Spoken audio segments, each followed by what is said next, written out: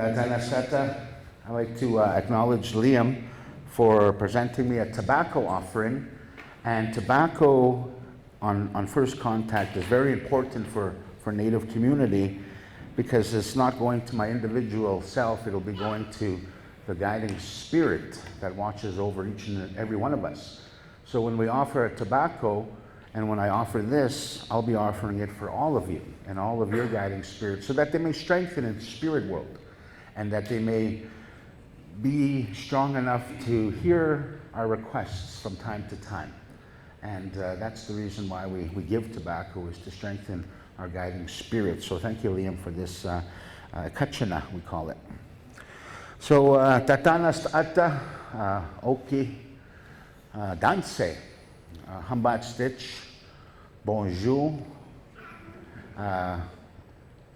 Kamata Peltu, Jimapel Hal Eagletail, und Heimsick, Hal Eagletail Lakeview. Nice to cross tracks with you all here today. So in Canada, there's over 600 native bands, and we all belong to one of 11 language groups. And my language group is known as the Dene, the Athabascan-speaking people. And we stretch from Alaska down to Mexico, our people. And there's a great history on how we evolved into this area, but the short form of it is basically we had a great separation crossing a frozen body of water. And as we were crossing the ice, half of the people were across already, the other half just getting onto the ice. And those that were on the ice, a young child seen a horn protruding, sticking out of the ice, and cried for it. So the grandmother took out her stone axe and started chipping at this horn, not realizing it was, in our story, attached to a monster's head sleeping under the ice. And we call this monster Tsuut'ina. And as the grandmother was chipping its horn, it woke up and it stood up, busting the ice, separating our people. And to the north, we're known as the Dene, Chippewan, Slavey, Carrier, Dogrib, Beaver, just to name a few. And their story of separation is similar to ours, except the horn was an elk horn. And the frozen carcass of an elk embedded in the ice, and then the weight of the people and the chipping of the ice from the grandmother cracked and separated us from that. And then along the west coast, we're known as Haida. Down in California, we're Hupa. Right amongst the Mexican border, the Apache and the Navajo. That's all of our people. And the Navajo story of separation is similar in that they have buffalo horns sticking out of the ice and the frozen carcass of the buffalo. But the moral is the same. The moral of all of our separation stories is the same, that in life, when basically the man always walks in front of the woman, except on ice. No, I'm just teasing.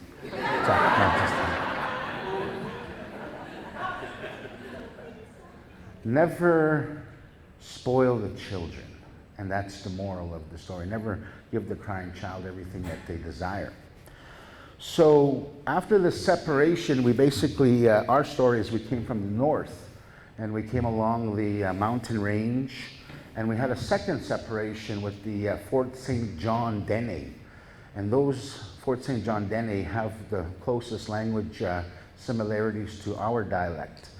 And there's a second story of separation over a dog going into a chief's teepee, eating the dry meat, and chief killing the dog, and family fight, family feud. But this separation happened about 3,000 years ago. 500 years before the separation, we had this great spiritual blessing bestowed upon all of our people. And it was the presentation from Spirit World for a protection bundle. And a bundle is basically like the Hebrew, the Ark of the Covenant, protects all the people. And that to us is similar in that sacredness. Now this bundle, we call it beaver bundle, encompasses all the water animals, all the water birds. And it's a water protector. It's a protector for all the Dene people. I don't want to get into the actual story of the bundle because normally the weather outside needs to be bad, because when they brought all of the children in from bad weather, they would interpret all this oral history. So I don't want to change the weather, it's beautiful. So after we were given this sacred bundle and we had the second separation with the Fort St. John, that beaver bundle stayed with our people. And we came into the Blackfoot Confederacy. Now before Blackfoot, this was Kootenai territory. And when the Algonquin came from the east, about 12,000 years ago, they pushed the Kootenays into the interior of what is now British Columbia. So I'm always, jabbing with my Blackfoot relatives. This was Kootenai territory, not Blackfoot territory. But we came into the Blackfoot territory, which basically stretched from to the north, West Edmonton Mall, the North Saskatchewan River, down to the Yellowstone River, which is now Montana, from the Rocky Mountains to the Cypress Hills in Saskatchewan. And the evolution of us in the Blackfoot was rocky at the start, but we became allies and we became knowledgeable for them to teach us the knowledge of the Great Plains culture, living plants, animals, etc. It was back in 1876, there was a big battle happening down in Montana, and it was the 7th Cavalry led by Custer that attacked the Sioux people. But also with the Sioux, we had Cheyenne, we had Southern, Northern Utes, we even had Blackfoot, we even had Tsuut'ina warriors at that time in that camp. And it was led by a great war chief named Sitting Bull. And Sitting Bull was from the Lakota dialect. Now there's 3 dialects in the Sioux language. There's Lakota, and then our relatives over the Moose Mountain is the Nakota, which is the Stoney Morley Nation. And then we have the Dakota, which is in Saskatchewan and Manitoba area. But we just found out we have a dialect in Japan, Toyota. Just teasing. That's a bad one. That's horrible. Anyways, they came up. They came up into seek refuge in Canada, Sitting Bull. And he was met by all of our chiefs. Our great war chief was Bullhead. And the Siksika was Crowfoot. So they gathered our chiefs, and Sitting Bull told them, with all of this power, all of this strength of warriors here, together we can push back the settlers. There's so much strength here to push all the settlers back. And the chiefs told Sitting Bull, we understand you're going through quite a bit with we call him the White Father, the president, that he's wagering war on the people. But up here in Canada, we call her the White Mother, the Queen, and she's making peace. And we're hearing of peace talks coming from the east. So there's no need for us to go to war against the settlers. So after hearing that, Sitting Bull was actually asked to leave Canada and was extradited back to the States. But before he left, our nations gathered and replenished his food stores and his horses to make the trek back as comfortable as possible. And of course, Sitting Bull wanted to pay for this honor of generosity, but our chief said, no, you're a great war chief, we want to honor you. And of course, Sitting Bull was adamant. He said, no, let me pay at least something in way of our societies. And societies are basically a teaching evolution tool in our nations. So as a young child, they go through what they call the Mosquito Society, when they start learning language and medicines and knowledge of that and the role of a man, role of a woman. And then as they get into their adolescent teens, it's what we call Yellow Hand Society, where they're actually more hands-on with medicines and whatnot. And then they go into the Warrior Society as they get older. So these societies played a major role in our education development. So Sitting Bull said, I want to transfer 2 societies to the people. One we call Parted Hair, which is a warrior society. And the other we have, we call tall hat. And it was a transfer of their headdress, swayback style. And before that, our headdresses were straight up. So when Sitting Bull transferred the Sioux style headdress to us, we actually transferred our straight up to the women. So the women now wear the straight up headdress and the men wear the sway back. So we have those rights to transfer the headdress on how we see and how we interpret what makes a great leader.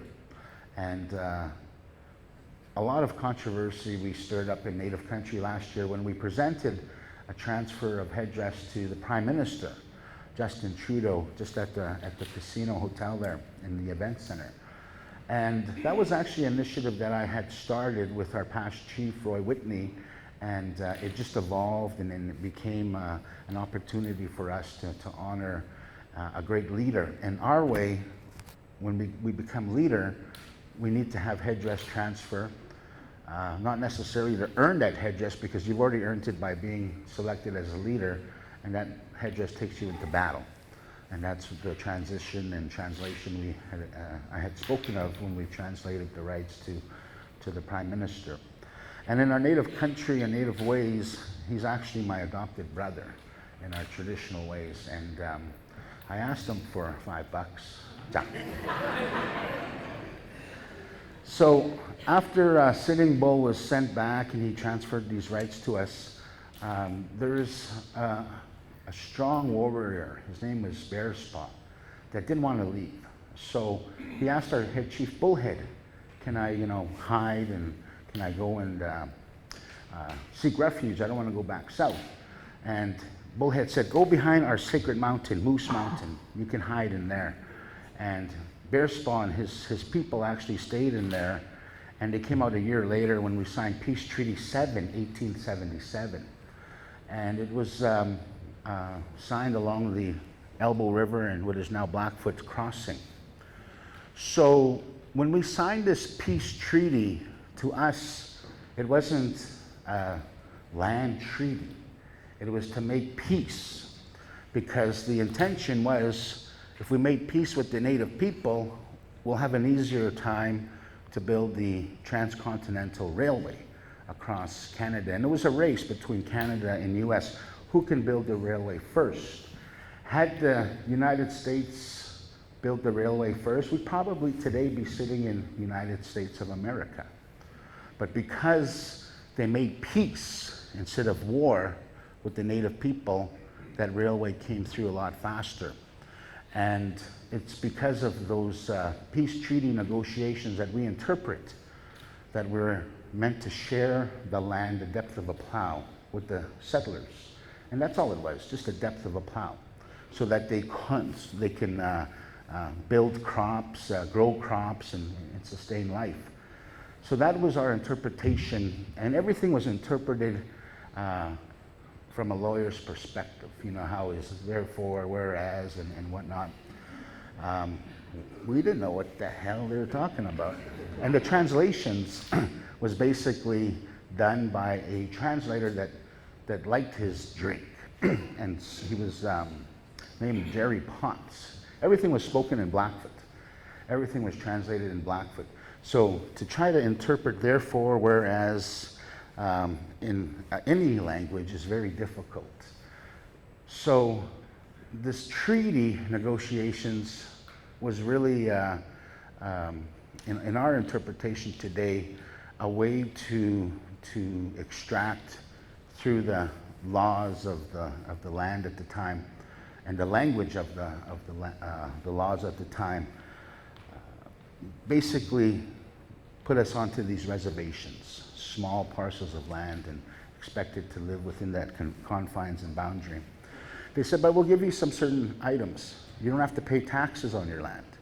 And we'll give you housing, we'll give you health care, we'll give you education, we'll give you a plow, and we'll give you some cattle, we'll give you some ammunition money, and then we'll give you $5 a year for as long as the sun shines, the grass grows, and the rivers flow.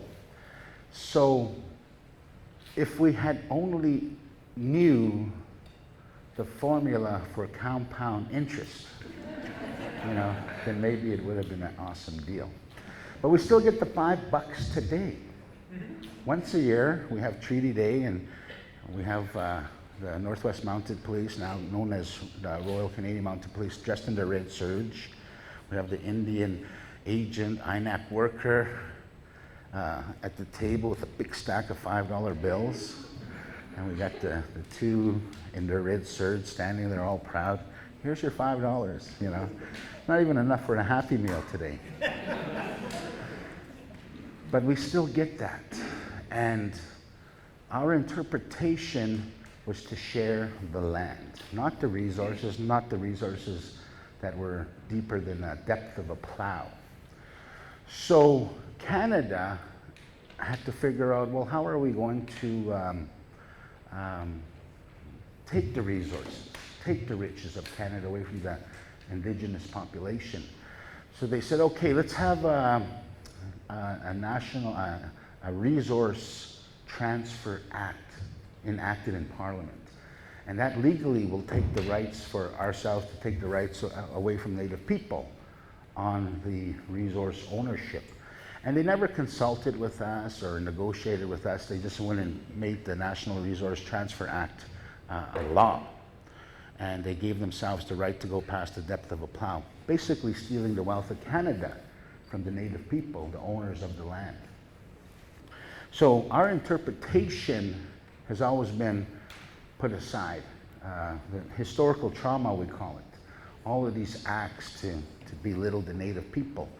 And it's sad because our people are always a very respectable and humble and accepting people.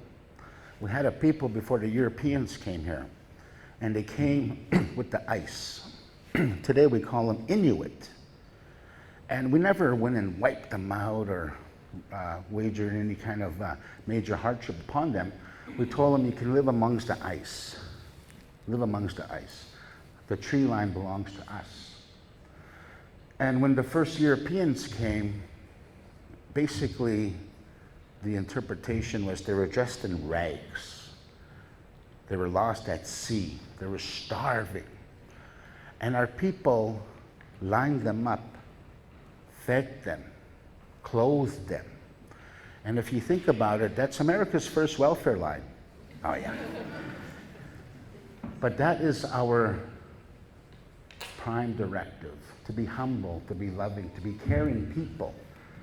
So that first contact was a respectful thing. It was a gentle introduction to two nations.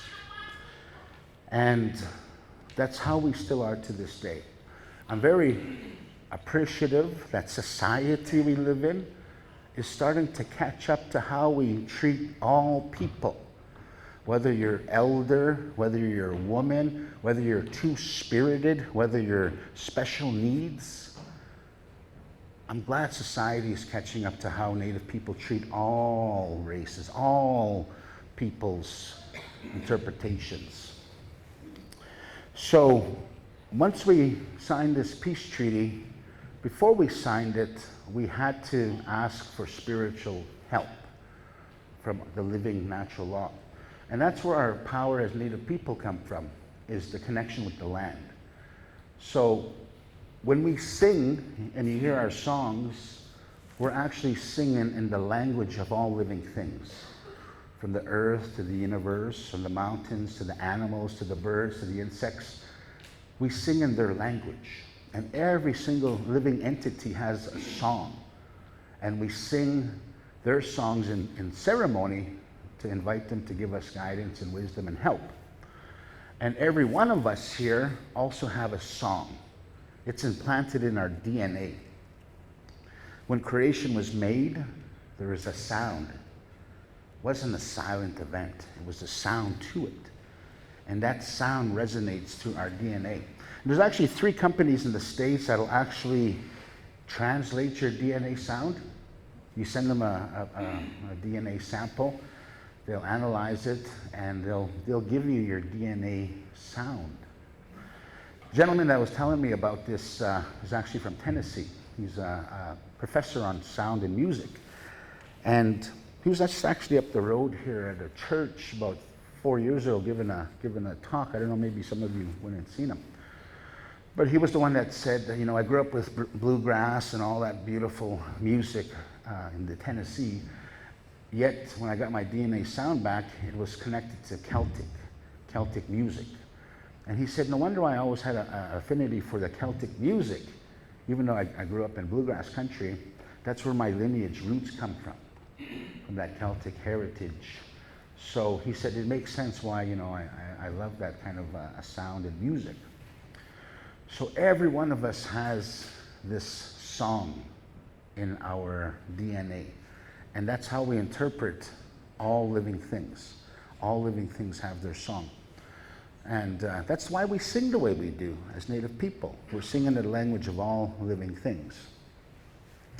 So when Sitting Bull and all of the other chiefs gathered, Bearspaw stood up and he said, put my camp away from the main camp here on the prairie, and I'll fast and I'll ask for spiritual guidance. 4 days, 4 nights, and I'll ask for guidance on how we should proceed with this treaty. So they left him out there, and 4 days, 4 nights he came back. And he told the rest of the chiefs, if you want a long life, then we need to sign this treaty. But if we don't sign it, we'll have a short life as Native people. But if we do sign it, we have to show them our powers, what we're capable of as Native people. And of course, the consensus was, okay, we'll sign the peace. So Bearspaw took Lieutenant Laird and some of the Redcoats soldiers on top of the hill overlooking Blackfoot Crossing. And he told them, I'm going to show you my power. I'm going to show you what we're capable of. Ask one of your soldiers to shoot me. Load his rifle and shoot me. And there was a big debate. Finally, Lieutenant Laird said, he wants to die, go ahead, kill him. I give you that permission, no repercussion whatsoever. So that soldier loaded up, aimed, and when he went to fire, there was no fire. So Bearspaw said, put it in the air and try. So when he did it, it fired. He said, load it up, do it again. So he loaded it up, pointed at Bearspaw, again, no fire. He said, put it in the air and try. And he did. Nothing wrong with his rifle, it fired. Bearspaw said, give me your rifle. That's nothing, he said. So he took his rifle, he put it on his shoulders, he put his hands over like this, and he started praying. Then as he's praying, he's bringing his arms together and bending that rifle. Then he takes it off his head, and it's a curved. He gives it to the soldier, and they're trying to, you know, how did he do this? I'm trying to put it back. And then Bearspaw said, here. He put it under his leg. He started praying, and he straightened that rifle out. Then he gave it to the soldier, and he said, try it. Fired, no problem whatsoever with it. He said, that's nothing. Give me your rifle. And he took it. He licked his finger. He put his finger in the barrel. He started praying. Next thing, he started pulling his finger down, splitting open the barrel of that rifle, splitting open that metal. And then he's giving it to everyone to examine. They're all freaking out. He says, bring it here. And he licked his thumb, and he started pushing that metal back together, fixed it for him, gave it back to him, said, try it. And it fired. So this is the oral history that we learn growing up as children that I'm interpreting to you here. And I'm thinking, man, that's a wild story, you know. So I was doing research up in the archives, came across Treaty 7 history. Start reading the letters from the soldiers, and next thing I'm reading this letter, and the back of my hair stands up, and I'm like, oh my goodness, what's going on here? And I'm reading this letter. It starts off, and this is a soldier that's writing back east. We shouldn't make a deal with these red devils. That's what they used to call us. Even the papers, you know, the old Herald clippings, the red devils are at it again. We shouldn't make a deal with these red devils. That's what they used to call us. Even the papers, you know, the old Herald clippings, the red devils are at it again. The red devils are at it again. We shouldn't make a deal with these red devils. That's what they used to call us. Even the papers, you know, the old Herald clippings, the red devils are at it again. You should make a deal with these red devils. They practice witchery, devil worship, the dark forces. And then the soldier starts saying, this chief, he bent our rifle like a pretzel. We couldn't believe our eyes. But what was most astounding was that he pulled open a gun's metal with his finger.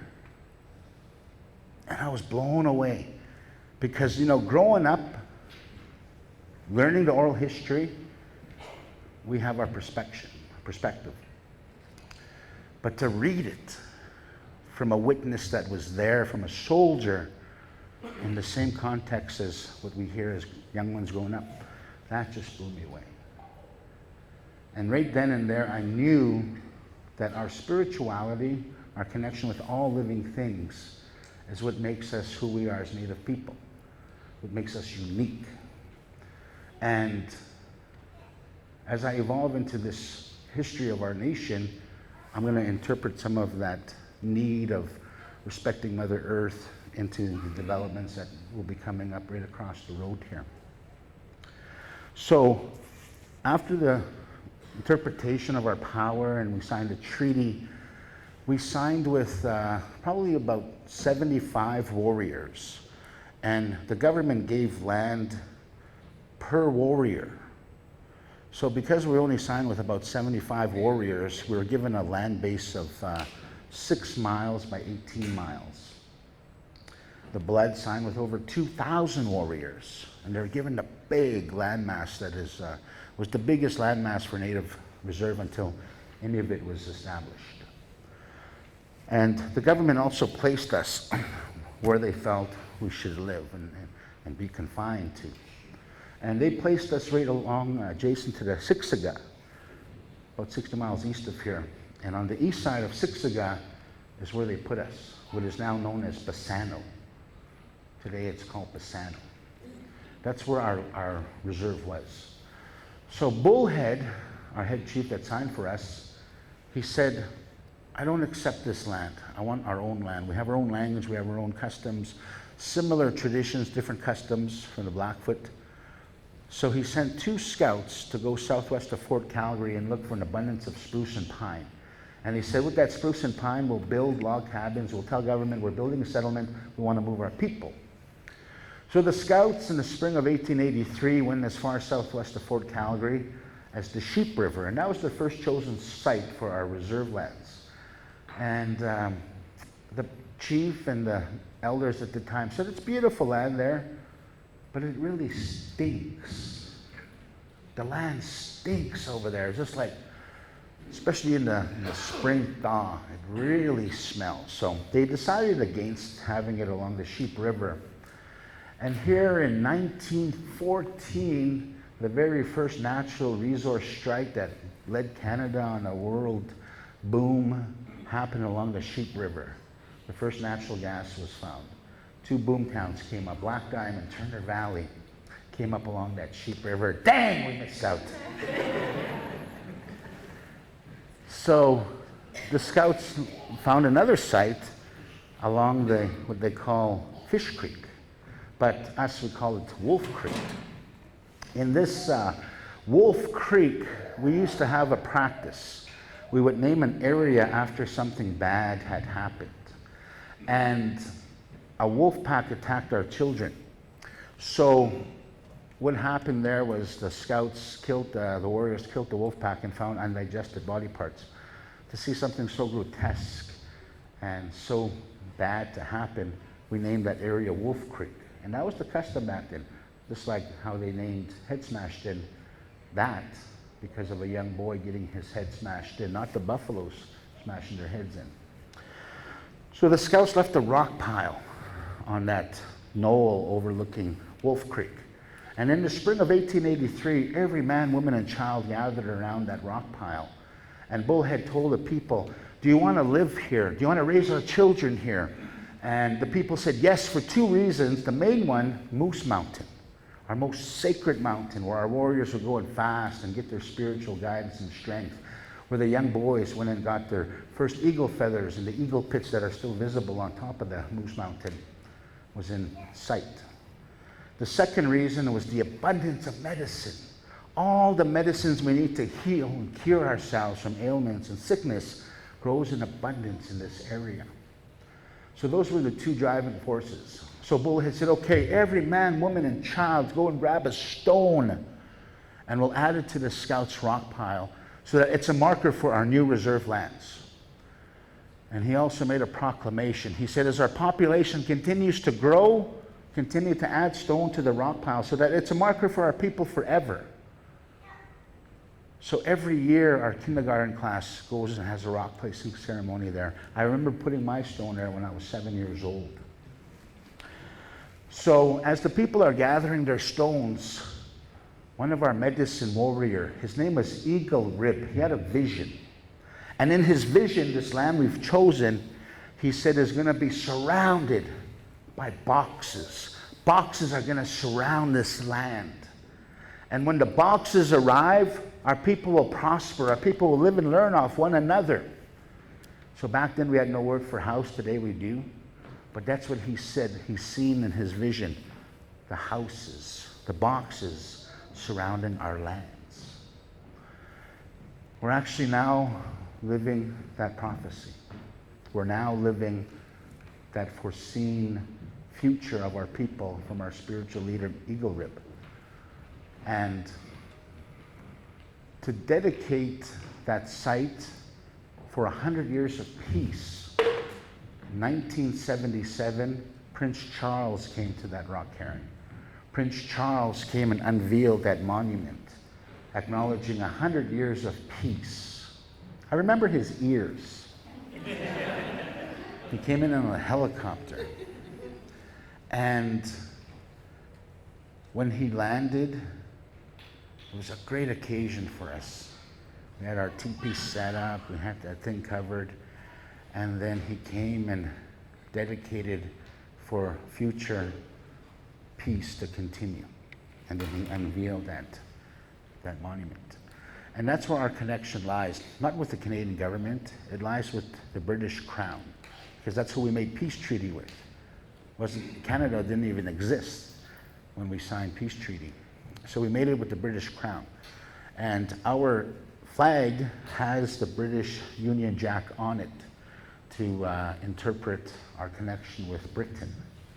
And that's how we remember where nation to nation made peace treaty with Great Britain. So my great-grandmother was an English princess. Ah, yeah. You know how they say, my great-great-granny was a Cherokee princess. So this site is very sacred to us, and just behind you see all of the spruce and pine is our first Anglican cemetery. The Anglican church was the first to establish, and this is actually the third church here. The second church is the foundations on this side of it. The first church was a sod church. The first converted members were convinced by the church to gather all the bones of our peoples from the Scaffold burial ground that's just south of there. And where you see all of the dark spruce, that was the Scaffold burial grounds. That's where we put our people in the trees for burial. So they gathered all the bones and they put them in the earth and had a service to dedicate their bones, remains to the earth. The year after they did this, a huge flood came, just like we had in 2013 and 2009. A huge flood came and just wiped out that whole hill and washing the bones of our ancestors back to Mother Earth. And now it's just a cliff there. You can just, it's a cliff, there's no more remnants of hill or bones from our people. So that first Anglican church, that's actually land for Anglican church. It's dedicated to them. We gave it to the Anglican church. The next picture I'd like to share Yeah, this, no, the next one, yeah. This is actually the Indian agent's house built for him in the early 1900s. Wow, what a big mansion, eh?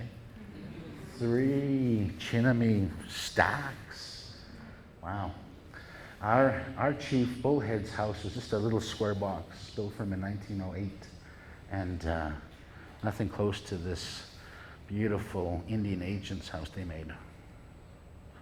That other slide you can show, Jesse. This is actually the site of where the residential schoolhouse was built.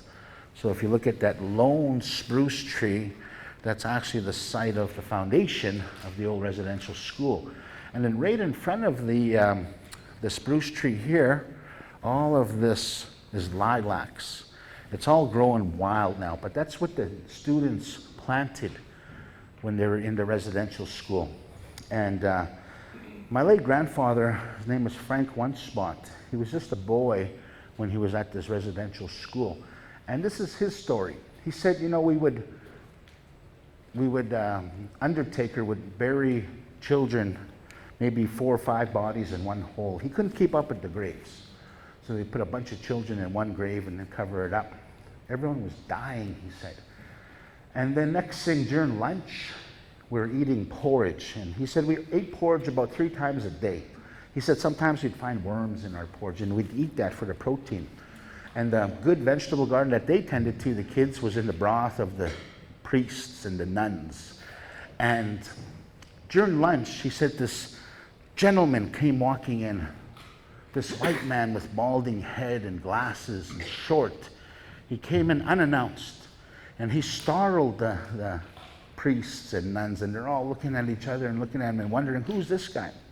So he comes in, he's walking around and looking at what the kids are eating. Then he goes and looks at what the priests and nuns are eating. And he said he just started yelling. He just started yelling on the top of his head. His face went just all greasy and shiny and sweaty and red. And he said the next thing, they switched food with us. He made them switch food with us. And he said next thing, he took us in this room and he started giving us these needles. And he started to separate the children that were sick and the healthy ones from the same environment. He said after he came, our health started getting better. And this kind-hearted non-native man, his name was Dr. Thomas Murray. He saved our people. Dr. Thomas Murray saved our people because he wanted to find out, why is there such a high death rate on this reserve? Children dying. So he was assigned to us as new Indian agent, and he said, I want to go unannounced. I want to surprise them. I don't want them to know I'm coming. And that's how he was able to find what was going on in the residential school. He actually wrote a letter. In my mind, I think it started the process to close all the residential schools, but it took me 100 years. Last one closed in 1996. I was at residential school for 5 years myself. And he went to the Stony Nakoda and did the same thing there, brought health back to the people. My late grandmother used to say, we should honor this kind-hearted white man. He saved our people. We should honor him somehow. So when I was in council, we were building our new health center, and I lobbied all the counselors and all of the administration. Let's name it Dr. Thomas Murray Health Center. Honor this white man. Honor him for saving our people. So finally I convinced enough, and today our health center is dedicated to him. I remember when we had our opening, we actually found one of his daughters that still live in Calgary and another daughter that lives in Ontario. We brought them out for the grand opening. We had them sitting with our elders, and they actually remembered each other. As little girls growing up, they remembered playing together. It was such a powerful sight. Tears were flowing. They never knew their father did so much for our people, not only us, but the Stony. They never knew how much we honor him. So that's a testament to our thankfulness for this kind-hearted non-native gentleman, Dr. Thomas Murray. We call that facility after him today. So our first entrepreneur, his name was Foxtail. He had a vision of selling firewood and Christmas trees. He was the first guy to make money. And he started the evolution of how we evolved in our new reserve lands. But it was Chief Bullhead that signed an agreement with the Department of National Defense to lease our land as a training facility, to train our soldiers to go to war. So it was Bullhead that signed the lease in 1908 that gave up the land that we have now for the military. And they actually went into the foothills to do their maneuvers. We still have bomb craters out there in the foothills. But it was because of that first lease that gave us modern roads, gave us power lines. And they used that land right up until 1997. The original extension of the lease back in 1885 was to go to 2015 for the military to use our land as training. So in 1908, our people contributed to the war effort, the First World War, by training soldiers on our land. And I grew up listening to the bombs. I grew up listening to the machine gun fire, and I'm sure all of you that remember that here, that have longevity in Lakeview, remember those days as well. And they used to tell us, there's a memo that went out in the community, when you hear the night ops and the helicopters going over, don't put on your microwaves. Man, they shouldn't have did that memo, because every time those helicopters, we're all putting our microwaves on and see if we can mess up their equipment. But we grew up living and hearing and seeing all of that damage that they did to the land back there. So now today, that land is unusable. Chrétien, Prime Minister, decided to move CFB Calgary up to Edmonton. So in 1997, Calgary lost 22,000 jobs contributing to the military and non-civilian work. 22,000 jobs went up north. And our land was such in horrible shape, unexploded ordnance, bombs, shrapnel all over the place. So the Canadian government had a whole lineup of soldiers with these locators, those metal detectors. They're all walking in a line like this. And they said, okay, your land's clean. There you go. Thank you. A critic, Indian Affairs critic on the opposition party at the time for the Liberals, she came out there and she had a bunch of news cameras. Her name was Sheila Copps, and history would call her Tequila Sheila. But she came out, and just not even 10 feet from her car, she picks up the shrapnel. And she says, yeah, right, this land's not clean. They say they cleaned it up, What's this, just 10 feet from my vehicle? So our chief at the time, Roy Whitney, he said, well, let's just make our own company. Let's clean up our own land. Let's educate our own people so that they can identify bombs and dismantle them and blow them up or get rid of them. So we created our own company, Wolf Flats Ordnance Disposal, which is one of 12 companies on Earth that can go up into war-torn areas and clean up spent munitions and shrapnel and ordnance and whatnot. Wolf Flat Ordnance Disposal. Man, that was a moneymaker for our people, especially the insurance, $6 million per incident, up to $6 million per incident, which was a really good incentive for the wives to send their husbands to work in the morning. Watch your step, honey. But I was on the first line of cleanup, and that was basically walking the line and walking. And if you see anything shiny or any shrapnel, you just say ordnance, and everyone stops. And you have to have your head down. So even the terrain you're walking through, bushes, everything. So I'm walking through the bushes like this, head down. Next thing, boom, porcupine just lands in front of me. That was crazy. And then that was the level one. The level two cleanup was to actually clear the land and then go in, and we bought technology of locators that went 6 meters under the ground. as opposed to 18 inches under the ground. So our locators found so much shrapnel and everything, more than the 18 inches the government cleanup was.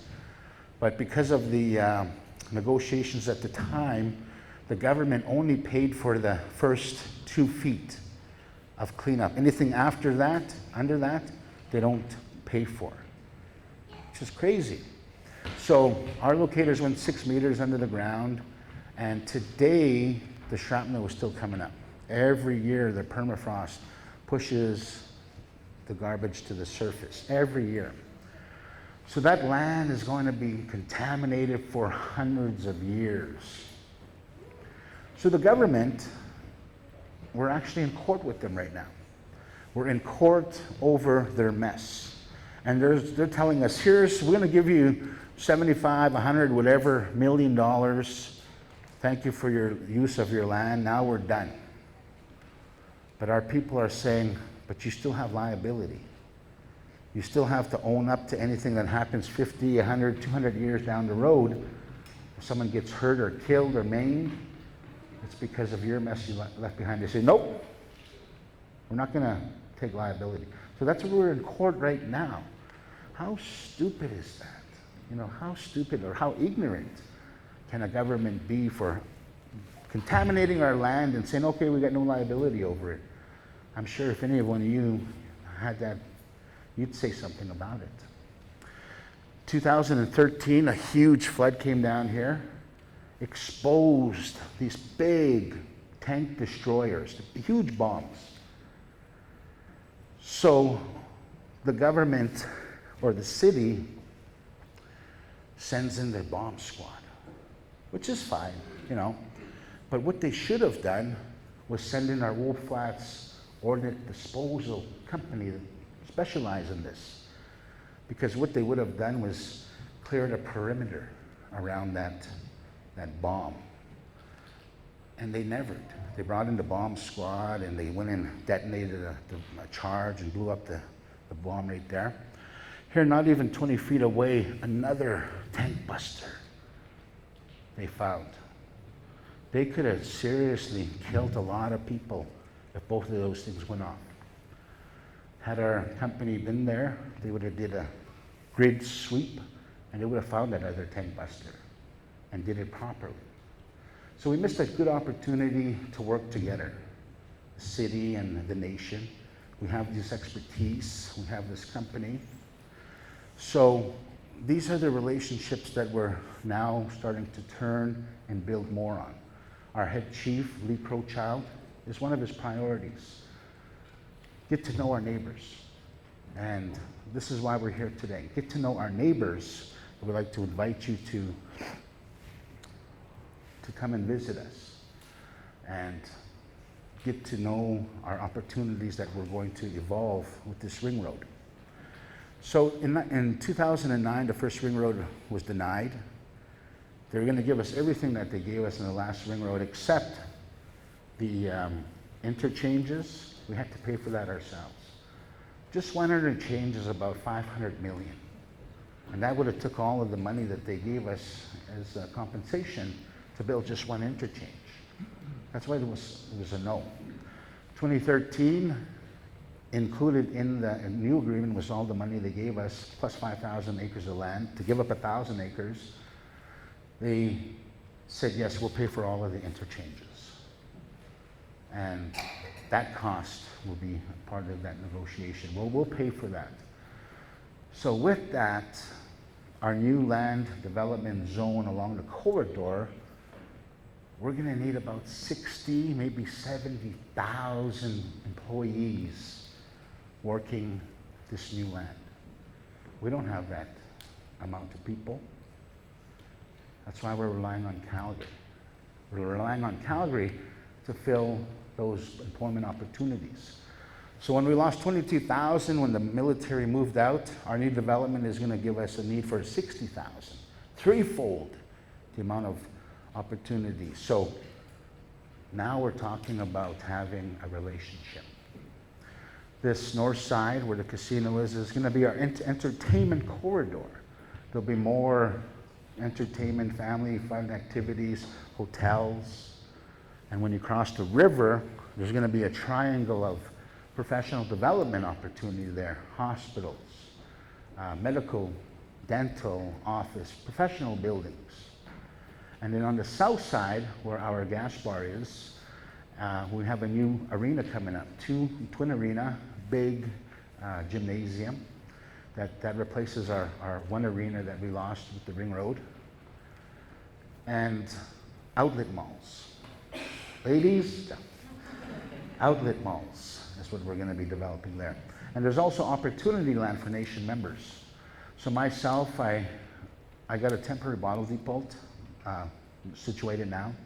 I want to build a permanent one now when that opportunity land becomes open. I also want to put a Centennial self-storage, automotive, car wash, and maybe some office building for that development as well. So opportunity lands for the members is what it's given us. Instead of us having to rely on our government, we can now make our own living, our own dreams. So the Ring Road is really the vision of Eagle Rib. The land will be surrounded by boxes, and when the boxes arrive, our people will benefit. Now that this Ring Road's coming through, our people is going to benefit. Our people is going to live and learn off one another. So we'll have a lot of native motif within our structures. We have already our administration building. It's actually a beaver dam as it slopes up. And as it cuts down, that's a beaver dam structure. Behind it is our council chamber, which is a circular structure. And it's actually the Beaver Lodge. And if you ever had a chance to fly over that building at night with all the lights on, it's an eagle with its wings open. So that's the interpretation that we put into our developments. So you're looking at a picture of our council chamber. We have one chief and 12 council members. Right in the center there, right here is actually a smudge plate. This is where we smudge and pray before each meeting. We pray on the developments. We pray with our joint venture partners. We tell them no lies, no BS, and we're praying here so everything works out in a good, humble way. And this council chamber, we actually call it our Veterans Lodge, Veterans Chamber. Our veterans included late Harold Crowchild, who went to World War II. Leonard Crane went to World War II. My late father, who lost about almost 2.5 months ago, it was Korean War, and we have about 4 in our history that contributed to the war efforts for our freedom and trained in our lands. My father actually went to the U.S. and trained as a U.S. soldier, 101st Airborne. So this is our Council Veteran Lodge Chamber. Now, go to the next slide there. This is a new museum that we just built to replace our last museum, which was in the 7 Chief Sportsplex with the Ring Road. Actually had to demolish the whole building. So this is now our new facility. It's going to open in June, our Treaty Day. It's going to officially open to the public. I think it's June 26th. So you're welcome to come and visit, come and learn more. Bring your family out. Learn your neighbors right there at our new museum. And right behind the museum, you'll see actually the chief's house. It's directly behind the museum. That's just his corral there. But the hill on top behind the museum was where our head chief Bullhead prayed every morning when the sun come up, and every night when the sun go down. He'd be up there praying for our people. So that's kind of our first development in that new development zone. We also have opportunities for our members that were affected by the Ring Road. My family was affected. We had to give up land. But we weren't vocal on saying, we don't want it. We were saying, bring it. It's going to give us opportunities, give our children a better future.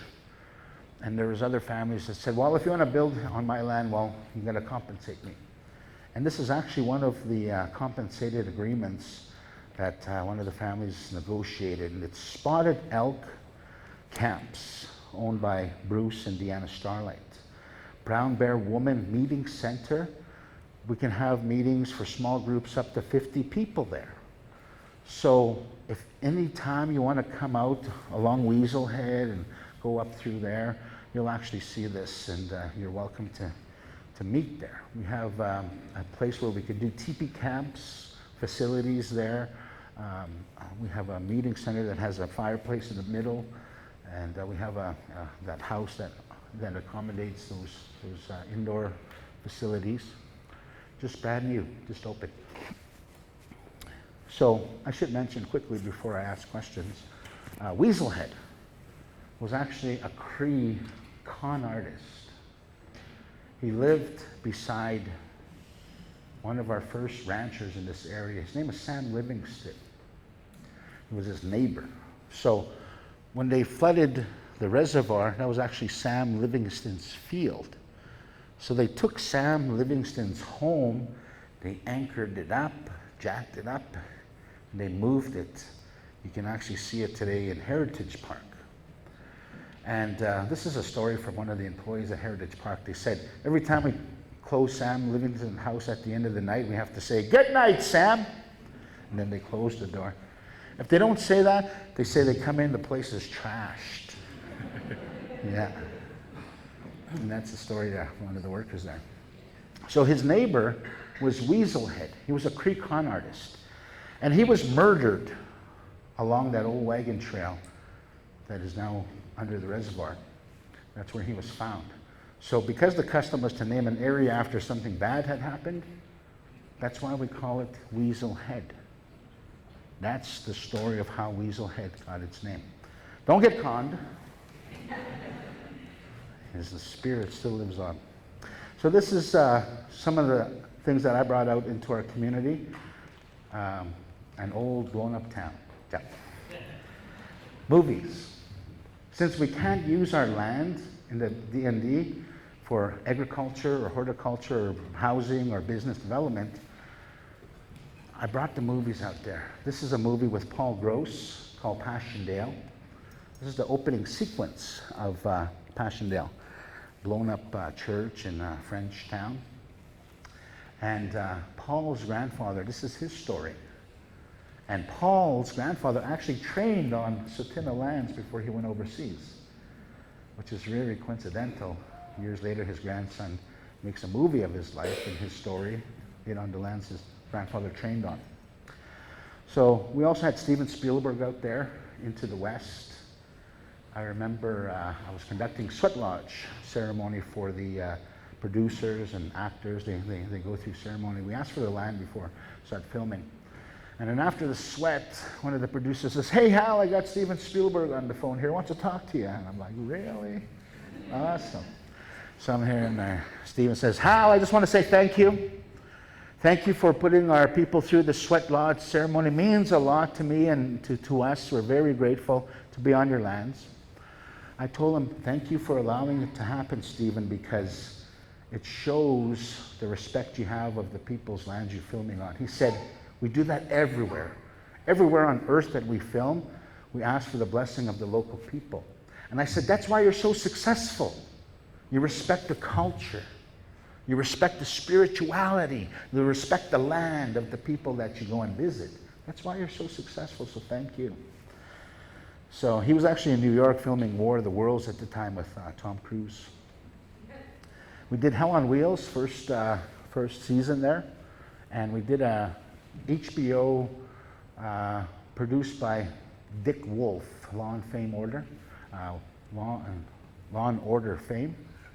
And I met Dick Wolf. He was out there on the lands, and we did a HBO that won a major award there, or what do they call it? Grammys, or not the Grammys, Emmys, for Best Made-for-TV Movie. And it was called Bury My Heart That Wounded Me, based on Dee Brown's book. So we built a western town there and everything. We built a replica of Sitting Bull's cabin, which is still actually up in the nation there. So that's the kind of use of the land that we can utilize in its temporary form. The government right now, though, cut us off from filming out there because of our negotiations and litigation with the court battle with D&D. So basically we missed out on Revenant and a bunch of other major motion pictures from Hollywood because of that court battle we're still trying to settle in the courts. One of my goals is to build a sound stage down there and use that former military lease as a backlot to film major motion pictures. And we'll call it Hollywood. Oh yeah, Hollywood. Yeah. So this is some of the landscapes. This is actually looking across to the Bow Valley, looking northwest. We're on top of the big hill up there in the barracks, and along that corridor is where they're talking about the flood, you know, that dry reservoir flood thingamajig. Really, again, there was no consultation with us, and it's just polite, you know.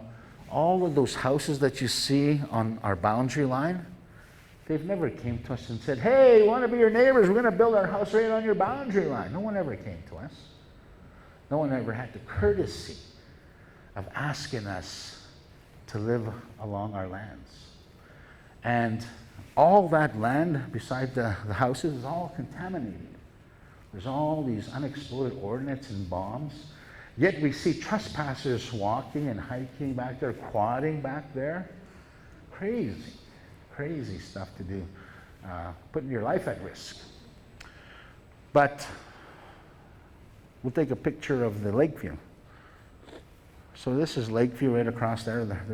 There's our casino, hotel, and the ring road is right here. So there's going to be a couple of hotels coming up. Right here is going to be a 5-star hotel, really huge for the corporate clientele, all the bells and whistles. And then over here is going to be a family-orientated theme hotel.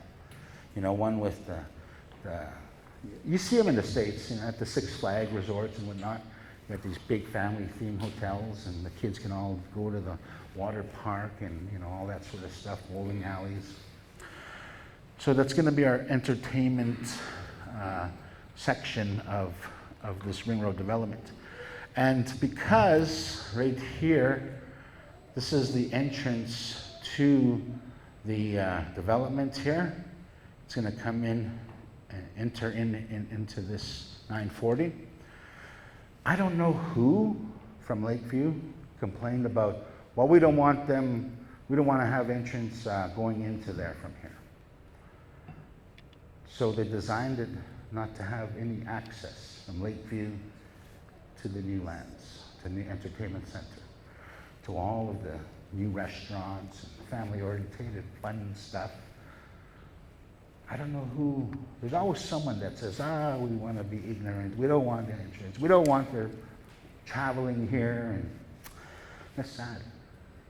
That's sad for this day and age. So you never know. It might change with yourself. It's up to you. Lots of opportunities coming up. Otherwise, you have to go way around, waste gas, hurt the environment. So, questions? So this is Moose Mountain. This is our most sacred mountain here. So if you look at the very tip, this is actually the hump of the moose. And then you go, this is the rump. That's the cow moose. Right here is the calf. There's a small little hump. You can see the ribs there. Cow and a calf lying down. That's our most sacred mountain. It's our land claim right now. Husky is developing and doing crazy things out there for all these years. They acknowledge our claim to it. So once it's legal and finalized and given back to us, then we'd expect some compensation from them, you know, for all of the resource development they've been doing up there. This is our west end of the reserve here. So these foothills is what we call designated wilderness area. We don't build houses up there. We just go up there to hunt, fish, camp, medicine gather, fruits gather, berries, things like that. And that's our own treaty amongst ourselves. We don't touch that area. But now that we have 5,000 U acres, that's going to become a part of that as well. Undevelopable area, just to keep it to Mother Earth. Respect Mother Earth, let her provide for us. We also have a new radio station. The radio station is located right about here. It's 98.1. So if you want to tune in, you can actually hear it pretty good from just outside here. 98.1. We just opened it up on Monday, this past Monday, on Tsuut'ina Day. Tsuut'ina holiday was the first weekend of May. And that was the dedication to that new radio station. It's pretty good. Yeah, okay, well, we'd like to open up for questions. There's got a mic in the middle there. If anyone wants to come and ask, we'll do a quick question and answer session. Just no Donahue type Jerry Springer stuff. Please,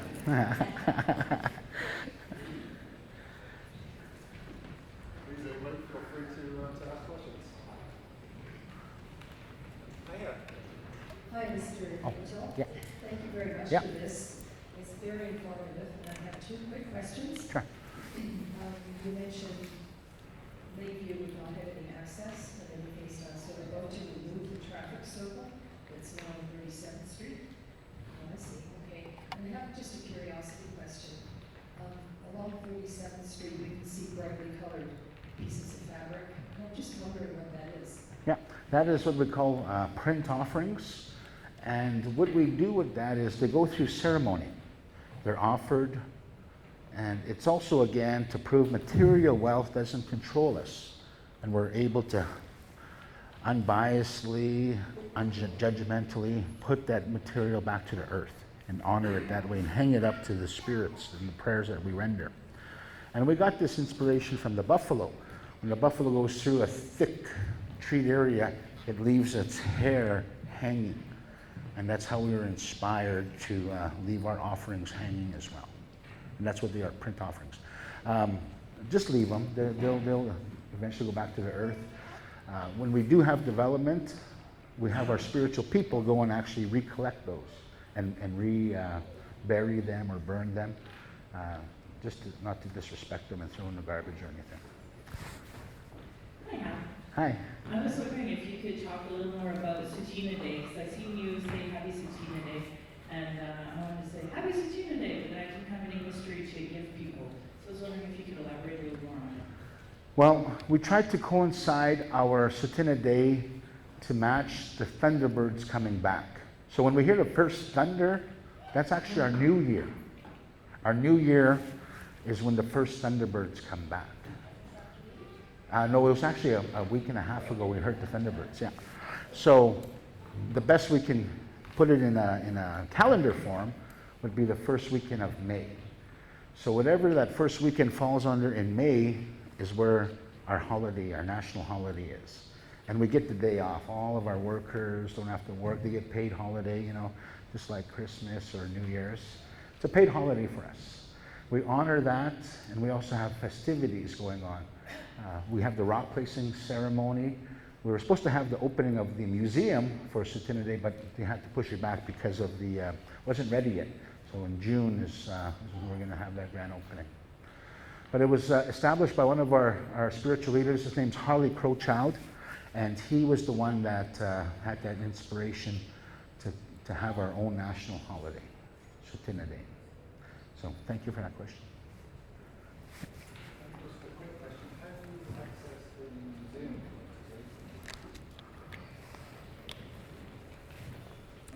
museum? The museum entrance will be off 37th Street, Anderson Road. So as you come in, you'll see the new infrastructure. You'll also have new signage. You'll actually come in a little bit further into the reserve, past my bottle depot, past our education, adult education, go down the hill, and you'll see the sign for Dr. Thomas Murray. You actually go south, and that's the old agency road. This is where the access right now is going to be for the museum. But that will eventually be cut off because that new access will be coming on the east side of the museum when all that development infrastructure is put into place in about a couple years. So the roads, the deep services, electrical, sewer and all that water, that's what we're doing right now. So, welcome to coming to our museum. Hi, Al. You mentioned that the Tsuut'ina are Dene, but I heard a lot of your traditions you were describing sound Cree, so it sounds like there's a mixture in the community. Is that fair to say? Definitely is. The majority of our speaking language is English because we have Cree, Blackfoot, and Sioux intermarried within our nation boundary. So this really happened after we were put on a reserve. You know, because we're confined to a plot of land, we couldn't just marry within that plot of land. Otherwise, you know, you'd have inbreeding taking place. And that was actually mentioned by one of our past leaders, well, actually my mentor. His name was Mike Forehead, was his name. He was the MC, he was the Speaker of the People. And he was the speaker when Prince Charles came. And he interpreted that. He said, because we're such a small population, our past chiefs encouraged our men to get wives off the reserve, bring in new bloodline from the Blackfoot or the Cree or the Sioux. We needed to encourage our men to get that new bloodline in.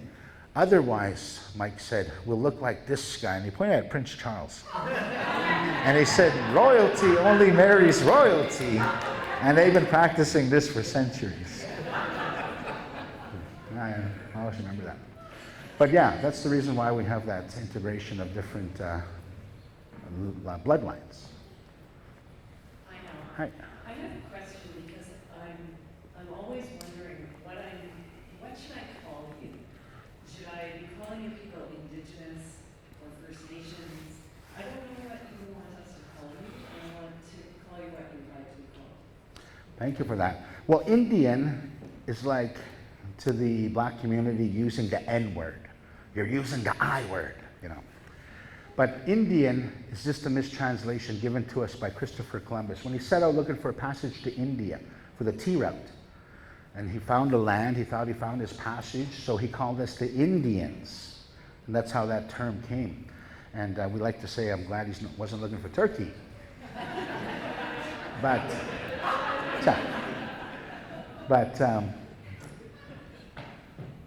government are always giving us names. So the word Aboriginal is a government word to encompass the Inuit, the First Nation, and the Métis into one word. But we don't trust government, and there's always a hidden agenda. So if you look at that word Aboriginal, all the letters to the word bingo is in there. Hidden agenda. So the new word is Indigenous. Indigenous is the new government word. So if you want to be politically correct, you can use that word Indigenous because that's a government-approved new term. First Nation is another appropriate term, but we tend to interpret ourselves coming as a sovereign society. So I come from Tsuut'ina Nation.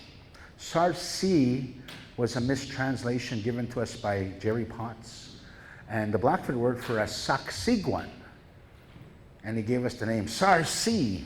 That's way off. You know, that's why I was saying he was a drinker, eh? So Sarsi is actually a mistranslated name. And we changed our name legally in 1987 to Tsuut'ina, which we've always called ourselves. So if you can pronounce Tsuut'ina, it's like saying put, but saying soot. Tsuut'ina. Tsuut'ina. And that is what we would appreciate. If you want to say Sarsi, that's fine with us too. Sarsi is also acceptable.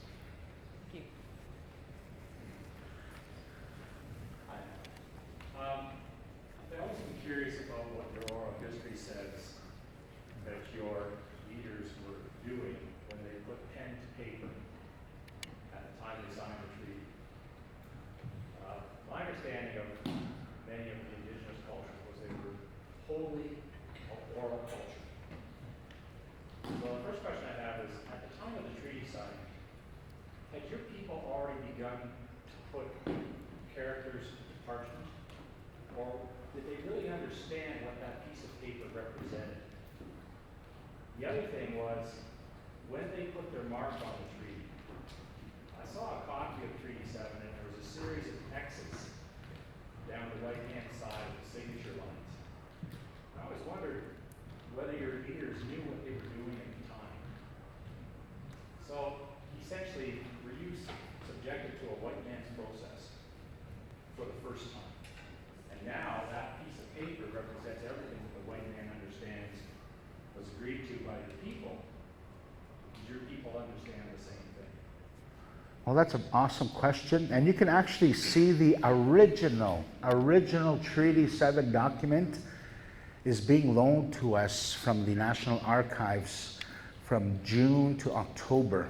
And it'll be on display at Fort Calgary. So you can actually go and see the actual original, which you're talking about, those X's. So the chiefs didn't know how to write, so they would put their finger on the pen, and it was the Indian agents that just put an X mark. That was all they did, X mark. So they just put the finger to pen. Now, as far as a written history, there was a written history, but not in the structured language form.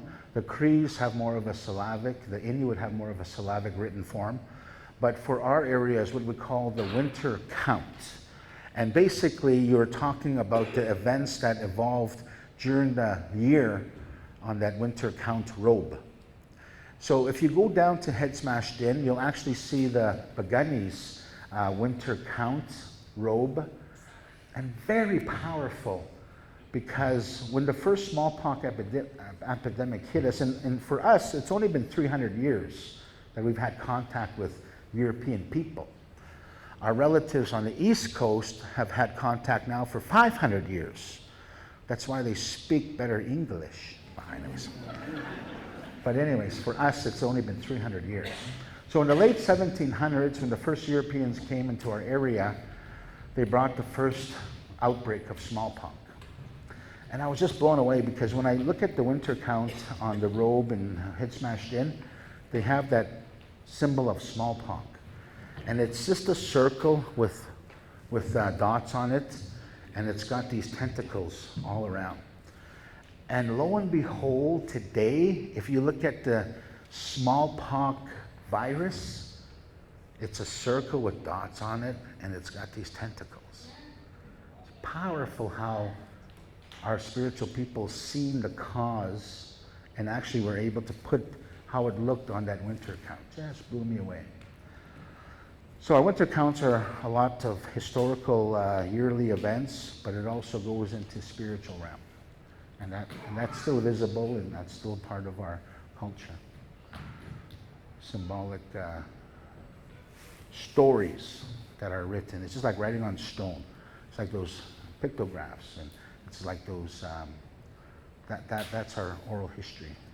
There is that form of writing. Thank you, Hal, for a really incredible presentation. I'm honored to be here. Truly, I have about 100 questions, but I'm just going to ask one for now, and that is, I'm a bit challenged by celebrating Canada 150, and a lot of it is because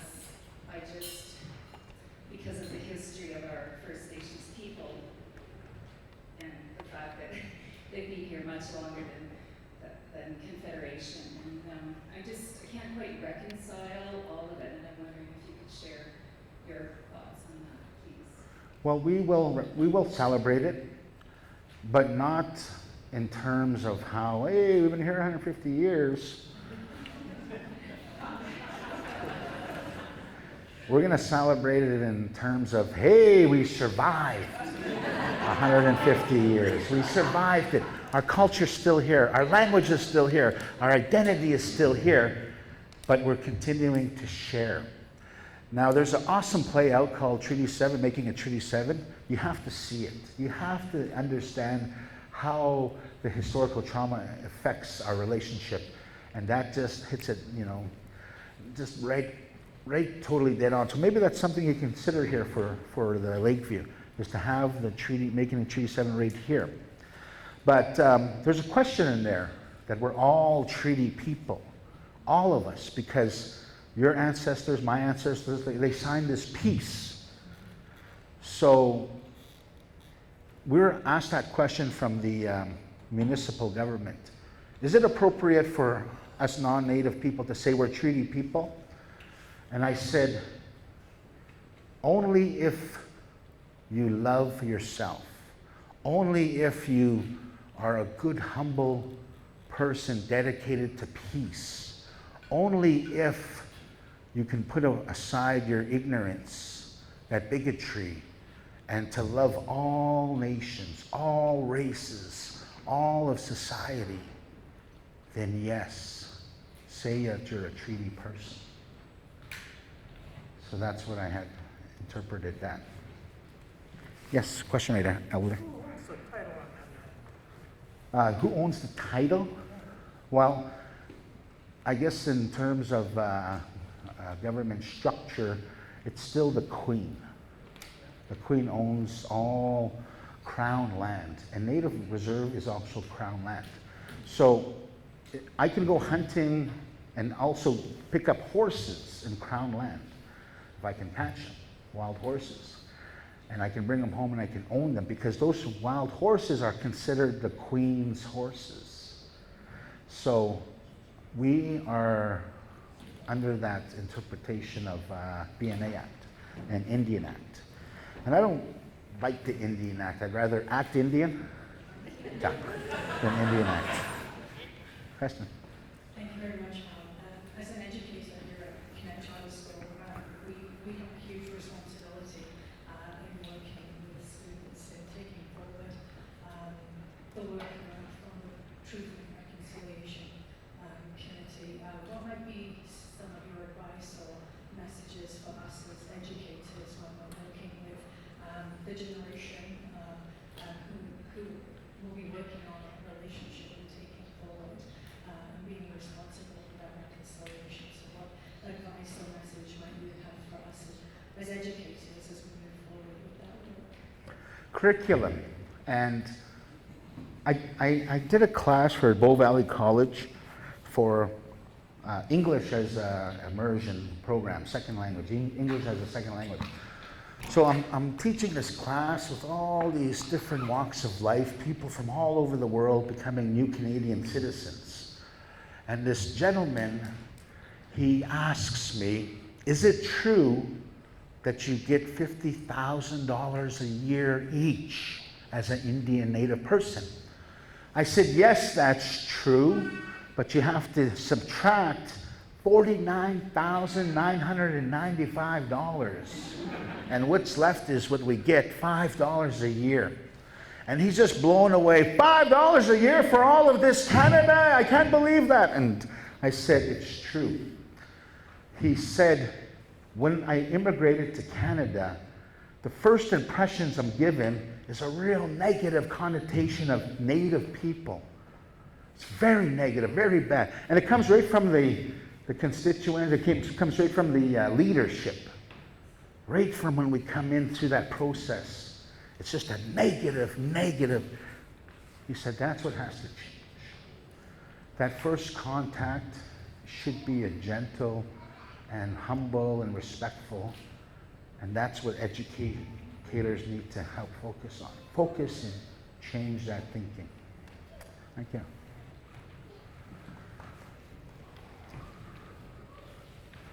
Thank you, Hal. This is very informative. One thing I've always wondered, and this is a question for Tsuut'ina Nation, but also other indigenous nations, I guess, is you're a nation within the nation of Canada. So where does the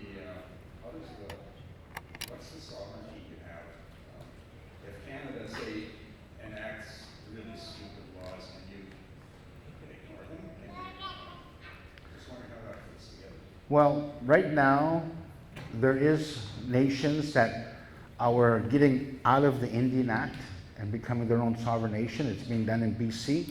But it's easier to get it done in BC because they actually have no treaties. They have modern day treaties. When the government built the railway through BC, they just built it. They didn't negotiate with the, and it was a totally different thinking in British Columbia. So that is the reason why there's a leeway for them to get out of the Indian Act. Government now, omnibus bill that Harper enacted, gives us that opportunity. Now, if we want to, as a collective, and vote on it, leave the Land Title Act that exists for natives as a collective ownership, he's given us that opportunity. If we vote to individually own our own lands, then we can use our lands as collateral for business development, for business loans or whatever. We'll actually have collateral. But if we do that, that's the final step in losing our land forever. And if we don't make good on our bills back to the lending institute, they will own our land just like anyone else. And that's a very scary thought for a Native person. Very scary because we're not expected to succeed. We're not expected, we're always put down. And when I go through the archives of Calgary's municipal government in the nations, there's always someone that champions a good relationship. But then there's always the majority saying, we don't want them to build nothing. We just want to put that road there. We don't want their developments. No way.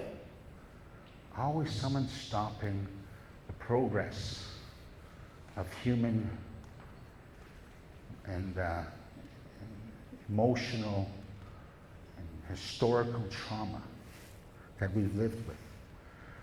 So we need to tell our children how we took the land from the Native people, how we stole it, how we stole the trillions upon trillions from them. We need to educate the children how we raped, sodomized, abused the Native children. What school on earth has their own graveyard? The Native residential schools. We need to teach our children how we're still putting down the Native progress with the Indian Act and the legislation. And if they want their sovereignty, well, they still have to abide by our Constitution. So even if Tsuut'ina went sovereign and we said, okay, we're going to build 24/7 Vegas-style gaming because we're sovereign on our own land, then the RCMP and the police are going to all come and raid and say, you're still under the Constitution. And only in the Constitution, when that changes, can Natives profit for their gaming. We pay $80 million to the provincial government a year in taxes from our casino. So if we were able to control all that money for ourselves, man, we would be sovereign. We wouldn't need government handouts. We wouldn't need government funding. All that money comes back into the Calgary economy anyways. We buy all of our goods and services and vehicles and supplies and office supplies and couches and sinks and everything, lumber. If we did it right, all the Native bands across Canada can have, instead of us leaving the reserve to spend our money in the local town or city, if we did it right, we would have those local towns and cities come into the reserve to get their goods and services because they get it cheaper. And they would get it at a less cost because we can pass on that savings of no taxes to the consumer. So what we have to do as Native people is reactivate our traditional trade routes. Before Europeans came, we had the most sophisticated, integrated North American free trade from North America to South America. The most sophisticated. And the next thing, the Europeans show up. We show them our trade routes. The voyagers use our waterways. They start taking our pelts and our resources and start putting their dollar values, start taking over our economy. Took away our intertribal trading. Took away our sovereignty. So, let's reactivate it. Native people in Alberta, let's reactivate it. We have 12 sawmills on native lands, really struggling. If all those 12 work together, we can go after those billion-dollar Pacific Rim contracts. If we did an inventory of all of our reserve lands, what do we have to offer to bring to the table? We got our fisheries on the East Coast. We have our fisheries on all the coasts. We have our buffalo, our beef, our barley, our canola, our lumber. We can start trading from nation to nation. No taxes will flow. And then all that consumer savings, taxes, we can give it back to you. And why aren't we doing that today? Because we have our own internal issues and fight amongst ourselves. And government put that in our thinking to keep us down. Gave us the Indian Act so that we don't act Indian. And we fight amongst ourselves. And we put down each other. And we don't want to see each other evolve or get ahead. So in the last 4 years, what I've been doing was going around all the communities that I MC at, and especially in Alberta, and I'm advocating, we have a ring road. We have some developments that your nation can come and capitalize on our location. Come and bring your business onto our reserve. Make money for your people using our location. Come on in, our doors are open. Doesn't matter to us who gives us least money, whether it's Costco or Walmart or the big corporations. We'd rather see our native brothers benefit from our location as well. So come and develop, come over and come and see what we have to offer. Not one of these nations come yet and take advantage of our opportunity, took up our invitation. Why? It's because of that crab in the bucket mentality. So not only do we have to live and have to deal with the racism, the ignorance that exists right on our own local doorsteps, but even amongst ourselves. Even something as trivial as Oiler fans, Flames fans. It gets crazy how much hate there is between our nations. And that's why I always advocate Alberta NHL. We're very grateful to have two teams. We're very lucky. I think we'll end the question and answer session there. On behalf of the Lakeview Community Association and the community itself and the residents, we want to thank you, excuse Gus. Hi. Thank you.